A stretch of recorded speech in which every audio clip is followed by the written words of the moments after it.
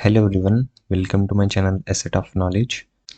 आज हम लोग बात करेंगे एआई टूल्स इन रिसर्च कि कौन कौन से एआई टूल्स हैं जो कि हम अपनी रिसर्च में यूज़ कर सकते हैं। यहाँ पर अगर आप देख सकते हैं, ये कुछ टूल्स हैं जो कि मैंने अभी तक एक्सप्लोर किए हैं और जिसमें से चैट जीपीटी, मुझे लगता है कि सबको पता ही होगा चैट जीपीटी के बारे में या गूगल जिमनी के बारे में। लेकिन कुछ और टूल्स हैं, क्लाउडी है, साइस्पेस है, कंसेंसस है, कोपायलट है और इसके अलावा भी एक और टूल है जैसे कि रिसर्च रैबिट है और कनेक्टेड पेपर्स है, जिनके ऊपर मैं अभी उनको एक्सप्लोर कर रहा हूँ, उनके बारे में स्टडी कर रहा हूँ। तो ये वाले एआई टूल्स ऐसे हैं जो कि मैं अभी यूज़ कर रहा हूँ। सो हर एक एआई टूल के लिए हम वीडियो में डिस्कस करेंगे।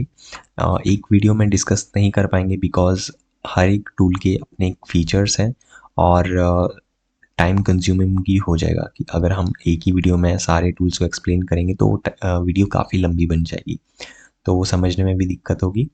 तो हम शुरुआत करेंगे इस वीडियो में एलिसिट से। तो एलिसिट से हम शुरुआत करेंगे, फिर जो हमारी अपकमिंग जो वीडियोस आएंगी इसमें हम बाकी के एआई टूल्स और भी जो मैं एक्सप्लोर कर रहा हूँ उनको मैं इंक्लूड करता रहूँगा। तो अभी हम स्टार्ट कर रहे हैं एआई टूल एलिसिट से। सो एलिसिट को यूज़ करने के लिए आपको गूगल पे जाना है और यहाँ पर आप टाइप करेंगे एलिसिट एलिसिट और यहाँ पर आप देख सकते हैं पहला ये जो लिंक आ रहा है, आप यहाँ क्लिक कीजिए। तो मेरा यहाँ पर ऑलरेडी लॉग्ड इन है क्योंकि मैं पहले से इस पे अकाउंट बना चुका हूँ। तो अगर आपने पहले इस पे नहीं किया है तो आप अपनी ईमेल के थ्रू या साइन अप कर सकते हैं। तो जैसे ही आप लॉगिन करेंगे तो आपके पास इस तरह का कुछ इंटरफेस आपको मिलेगा। तो यहाँ पर नोटबुक्स का सेक्शन है जो कि आपने रिसेंटली जो भी आपने सर्चेस किए होंगे और लाइब्रेरी में आपके पास पेपर अपलोड करने का ऑप्शन है और ज़ोटेरो का भी। ज़ोटेरो इट्स लाइक अगर आपने मेंडली यूज़ किया हो रेफरेंस मैनेजमेंट के लिए, वैसे ही ज़ोटेरो है। So Zotero is a like AI tool for reference management, right. तो इसके बारे में बात करेंगे। पहले हम वापस आ जाते हैं अपने जो हमारा होम पेज है। तो इसमें बेसिकली हम सबसे पहले बात करेंगे एलिसिट टूल के बारे में। तो रिसर्च में अगर आपको स्पेसिफिकली अगर मैं बात करूं, रिव्यू ऑफ लिटरेचर आप जब करना चाह रहे हैं तो आप एलिसिट का यूज़ कर सकते हैं। तो मान लेते हैं आपको अपनी रिसर्च स्टार्ट करनी है। तो आपका जो टॉपिक है, लेट्स से मैं अपना कोई टॉपिक लेता हूँ यहाँ पर, digital marketing and sales conversion. तो ये मेरा टॉपिक है और ये मुझे इस टॉपिक के रिगार्डिंग कुछ पेपर्स यहाँ पर लाएगा। देख सकते हैं यहाँ पर मेरे पास कुछ पेपर्स आ गए। तो इसके सामने अगर आप देखें यहाँ पर तो हर एक पेपर की एब्स्ट्रैक्ट समरी है, ठीक है। तो यहाँ से पहली बात तो यही है कि अगर आप ट्रेडिशनल मेथड देखें, हम रिव्यू कैसे करते हैं, पहले हम गूगल स्कॉलर पे या स्कोपस पे जाते हैं, फिर हर एक पेपर को डाउनलोड करते हैं, फिर उसे रीड करते हैं। यहाँ पर पहला स्टेप ही स्किप हो जाता है, आपको पेपर डाउनलोड करने की ज़रूरत नहीं है। आप उसे उसी टाइम पढ़ सकते हैं और डिसाइड कर सकते हैं कि आपको फर्दर ये पेपर पढ़ना है या नहीं, तभी आप उसे डाउनलोड कर सकते हैं, अदरवाइज़ डाउनलोड करने की ज़रूरत नहीं है। तो ये एक बेनिफिट है एआई टूल्स यूज़ करने का। सेकंड, अगर यहाँ पर आप देख सकते हैं हमारे पास एक कॉलम आ रहा है, तो आप और भी कॉलम ऐड कर सकते हैं यहाँ पर। जैसे कि अगर मैं देखना चाह रहा हूँ कि ये पेपर की एब्स्ट्रैक्ट तो ये है, मैं देखना चाह रहा हूँ कि इसकी फाइंडिंग्स क्या है, इस पेपर की फाइंडिंग्स क्या निकली और इसने कौन सी मेथडोलॉजी यहाँ पर यूज़ की। तो 2 कॉलम यहाँ पर आ गई मेरे सामने, राइट। तो इस पेपर की यहाँ पर एब्स्ट्रैक्ट समरी है, इसकी फाइंडिंग्स क्या थी इस रिसर्च पेपर की और इसने कौन सी मेथडोलॉजी यूज़ की। लाइक यहाँ पर इसने क्वालिटेटिव रिसर्च अप्रोच का यूज़ किया जिसमें कि लोगों से उसने बात की और रिकॉर्डिंग किया, राइट। तो इस तरह से हम स्पेसिफिक इंफॉर्मेशन ऑब्टेन कर सकते हैं किसी भी पेपर से, ठीक है। अब नेक्स्ट यहाँ पर एक लिमिटेशन मान लेते हैं एलिसिट की कि यहाँ पर आपने 2 ही कॉलम एट अ टाइम 2 ही कॉलम आप इंसर्ट कर सकते हैं। अगर आपको मोर देन 2 कॉलम चाहिए तो आपको वो अपग्रेड वर्ज़न लेना पड़ेगा।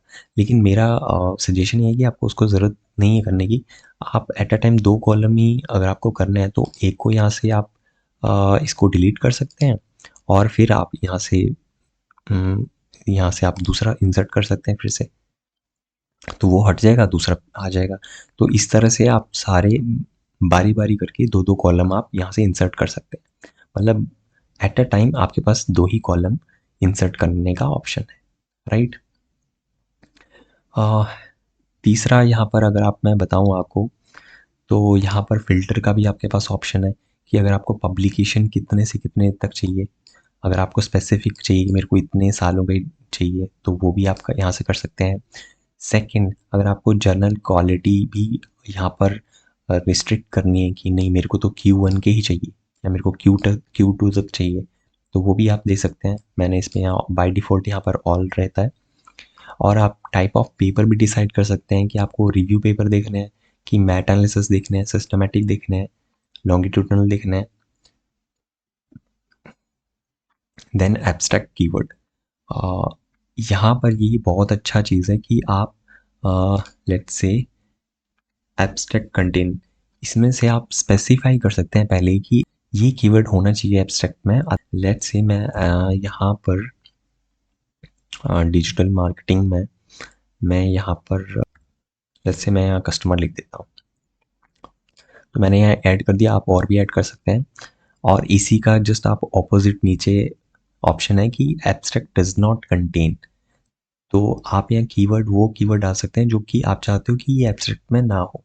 तो मैंने ऊपर वाला ऑप्शन लिया है जिसमें कि मैंने लिखा है कि एब्स्ट्रैक्ट में कस्टमर वर्ड होना चाहिए। तो देखते हैं कि मैंने इसको ऐड कर दिया, अभी जाके हम इसको अप्लाई कर देते हैं और अभी हम देखते हैं कि इससे क्या होता है। ओके, तो मैंने डाला था वहाँ पर एब्स्ट्रैक्ट में कस्टमर वर्ड मैंने डाला था। अब देखते हैं जो हमारे पास यहाँ पर ये एब्स्ट्रैक्ट आ रहा है वहाँ कस्टमर वर्ड यूज़ आ रहा है कितना आ रहा है। तो इसमें digital marketing strategy containing social media increase sale, इसमें तो नहीं आ रहा है। Film can be used to digital marketing customer, ये देखिए यहाँ पर ही हमारे पास पेपर आ गया है जिसमें कि कस्टमर वर्ड यहाँ पर एडेड है, राइट? और इसके बाद इसमें कस्टमर हमारा वर्ड था और इसमें नहीं है। और यहाँ पर भी कस्टमर है, आप देख सकते हैं कस्टमर जर्नी, यहाँ एक वर्ड लिखा है। तो इस तरह से आप फ़िल्टर भी कर सकते हैं कि आपको कौन-कौन से पेपर में एब्स्ट्रैक्ट में आपको कौन-सा कीवर्ड चाहिए।